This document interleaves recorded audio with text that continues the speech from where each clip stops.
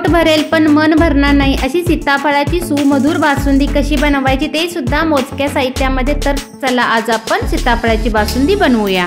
तर या ठिकाणी बासुंदी म्हटलं तर आपल्याला सर्वप्रथम दूध आटण्याकरिता ठेवावं लागतं, पण दूध आटत असताना दूध हे भांड्याच्या तळाशी चिटकलं जातं, म्हणजेच ते दूध करपलं जातं आणि बासुंदीला काय होतं, पर्यायी करपट वास येतो। तर यासाठी ते एक छोटीशी मी ट्रिक वापरलेली आहे, तुम्ही व्हिडिओमध्ये सुद्धा बघितली आहे।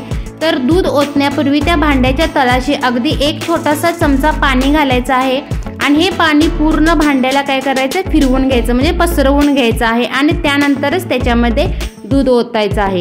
या ठिकाणी मी 1 लिटर फुल फॅट क्रीमचं दूध वापरलेलं आहे। हे दूध आटण्यासाठी ठेवायचं आहे। पूर्णपणे दुधाला चांगली उकळी आल्यानंतर त्या दुधामध्ये मी अर्धा कप साखर घातलेली आहे। या ठिकाणी तुम्ही तुमच्या आवडीनुसार साखरेचं प्रमाण कमी किंवा जास्त करू शकता। त्यानंतर केशरची काडी वापरलेली आहेत, त्यानंतर काजू आणि बदामचे छोटे तुकडे करून घातलेले आहेत आणि 1 चमचा वेलची पावडर घालून हे सर्व साहित्य घालून दूध आटण्यासाठी मी ठेवलेलं आहे। मंद गॅसवरती हे सर्व दूध आटण्याकरिता मी ठेवलेलं आहे। त्यानंतर सीताफळाची बासुंदी म्हटल्यानंतर आपल्याला सीताफळाचा पल्प काढणे गरजेचं आहे। या ठिकाणी मी सीताफळ स्वच्छ धुवून घेतलेला आहे आणि पूर्ण बासुंदीला मी 2 सीताफळ वापरलेले आहेत।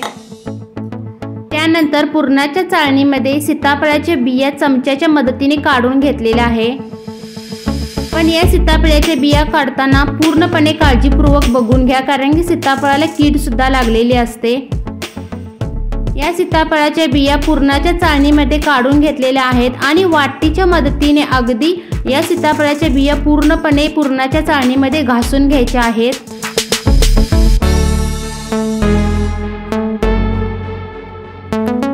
वाटीच्या मदतीने सीताफळाच्या बिया चाळणीमध्ये पूर्णपणे घासून घ्यायच्या आहेत। तुम्ही व्हिडिओमध्ये बघू शकता की बिया आणि सीताफळाचा पल्प अगदी अलगदपणे मोकळा होत आहे। तसेच अधूनमधून दुधाला सुद्धा आपल्याला सतत ढवळत राहायचं आहे, कारण की दूध हे भांड्याच्या तळाशी चिटकू शकतं, त्यामुळे दूध अधूनमधून ढवळत राहायचं आहे। तुम्ही बघू शकता की सीताफळाच्या बिया ह्या पूर्णपणे मोकळ्या झालेल्या आहेत। अगदी काही सेकंदामध्ये सीताफळाचा पल्प काढून आपला तयार होत आहे। तुम्ही बघू शकता सीताफळाचा पल्प तयार झालेला आहे। या ठिकाणी मी 2 सीताफळाचा पल्प काढून घेतलेला आहे।